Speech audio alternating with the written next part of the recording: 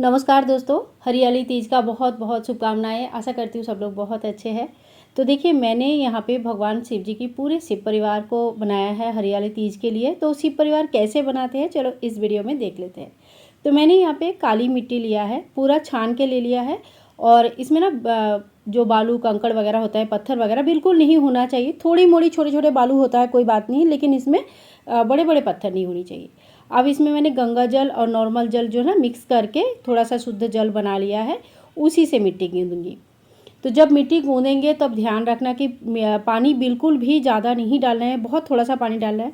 अब देखो, जितना पानी मैंने शुरू में डाला था उतना ही पानी से मैंने ये मिट्टी को गूंद के तैयार किया। अब इससे मुझे बनानी है 3 विग्रह, जो भगवान शिव जी, माँ पार्वती और साथ में गणेश जी।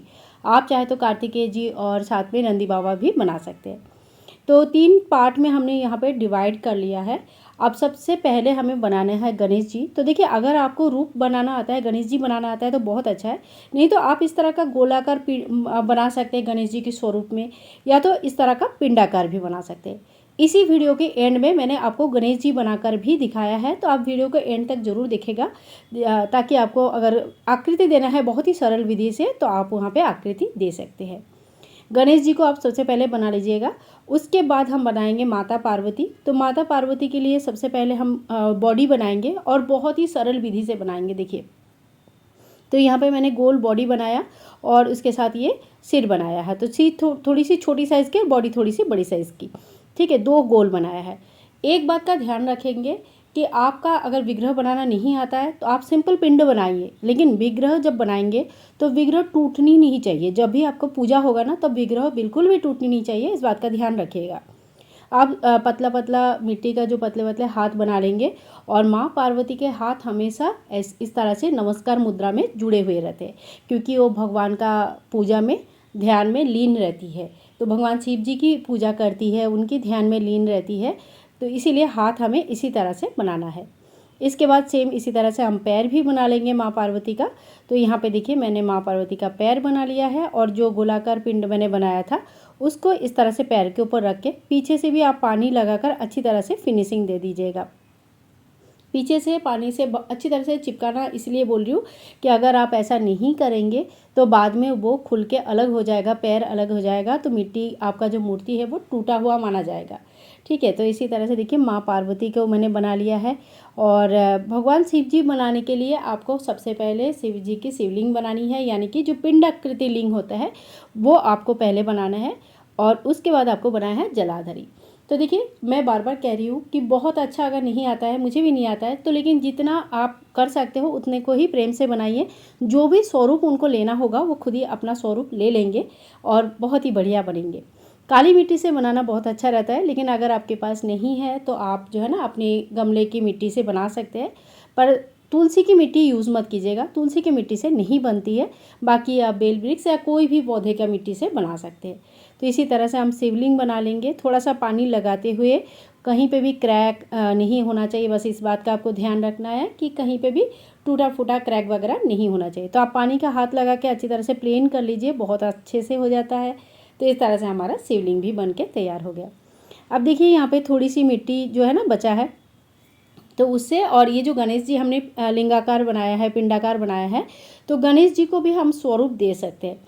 गणेश जी को स्वरूप कैसे देंगे, तो जिस तरह से हमने माँ पार्वती बनाया बिल्कुल उसी तरह से हमने गणेश जी का भी स्वरूप देना है। उससे पहले देखिए, माँ पार्वती का मैंने यहाँ पे एक दुपट्टा बना लेती हूँ। आप बाल भी बना सकती इसी तरह से।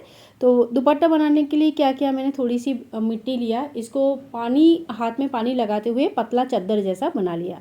तो आपको हाथ में पानी ज़्यादा यूज़ करना पड़ेगा, क्योंकि सूखा चीज़ें बहुत अच्छे से नहीं बन पाएगा। हम लोग रेगुलर बेसिस पे तो नहीं बनाते हैं, हमारे हाथ इतना क्लियर तो है नहीं, तो हमें पानी की मदद लेनी पड़ेगी।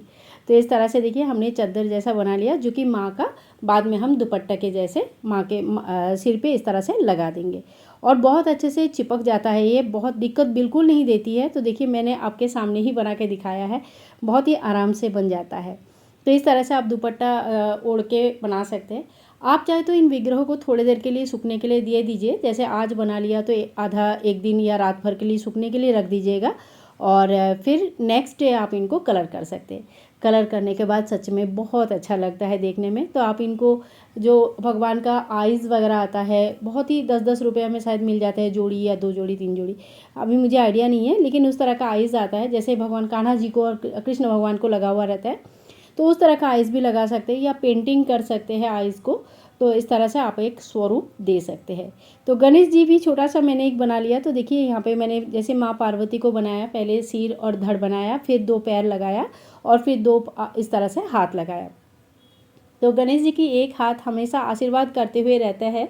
तो जो मैंने पहले बनाया था, मतलब अभी जो बना रही हूँ, पहले मैंने ऐसा नहीं किया, लास्ट में मैंने इनके हाथ थोड़े से हल्का सा ऊपर की तरफ मोड़ के आशीर्वाद मुद्रा में कर दिया है। तो आप लोग भी इस बात का ध्यान रखें कि जब भी गणेश जी की मूर्ति बनाएंगे, हाथ बनाएंगे, तो उनका एक हाथ आपकी तरफ हमेशा आशीर्वाद की तरह होना चाहिए, क्योंकि गणेश जी के आशीर्वाद के बिना तो हमारा कुछ भी नहीं हो पाएगा।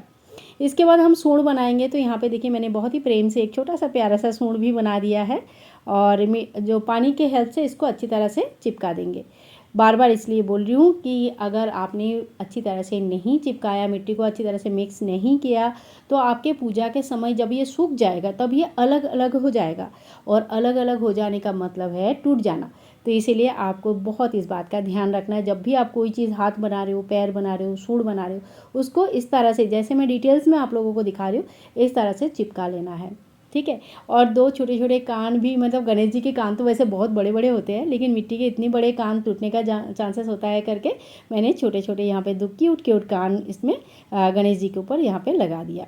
तो ये मिट्टी का थोड़ा थोड़ा गोल आप बना लीजिए, हाथ में दोनों सेम साइज़ का, हल्का सा प्रेस कीजिए तो इस तरह का जो शेप आ जाएगा। इसके बाद पानी की मदद से हमने इनको चिपका दिया है। तो बन के तैयार हो गए हैं हमारे गणेश जी। तो देखो कितने आसानी से शिव परिवार बनके तैयार हो गया है। आपको भी इसी तरह से तीज से पहले बनानी है। और अब भगवान शिव जी के ऊपर एक नाग देवता भी मैंने बना लिया है। मिट्टी के शिव परिवार कहते हैं कि इतना ज़्यादा पावरफुल होता है कि जैसे ही आप बनाते हो कोई ना कोई देवता आके उनकी पूजन करके चले जाते हैं। इसीलिए जैसे ही आप बना लेते हो ना, तो आपका मेहनत ऐसे ही मत जाने दीजिएगा। थोड़ी सी चावल लीजिए, उसमें 1-2 बूंद पानी मिलाइए, और भगवान शिव जी की पूरे परिवार के ऊपर आप चावल का इस तरह से छिड़काव कर दीजिएगा। इससे सूक्ष्म रूप से पूजा हो जाती है। तो आपका जो पुण्य फल है वो सिर्फ आप ही को मिलती है, आपका पुण्य फल का कोई और भागीदार नहीं होती है। तो ये आप ज़रूर याद रखना, ज़रूर कर लेना। और आपको कैसे लगी ज़रूर बताना ये शिव परिवार। मुझे तो बड़ा ही क्यूट और प्यारा सा लगा। अगर पसंद आई वीडियो तो please like, share and comment, channel को सब्सक्राइब करके रखिएगा। मिलूंगी एक और नया वीडियो के साथ। और हाँ, इनको कलर करके किसी शॉर्ट्स में मैं आप लोगों के साथ शेयर करूँगी। तो तब तक के लिए हरे कृष्णा, राधे राधे, बाय बाय दोस्तों। हरियाली तीज के संबंधित सारी वीडियोस बहुत जल्दी चैनल पर आने वाली है, तो चैनल के साथ जुड़े रहिएगा।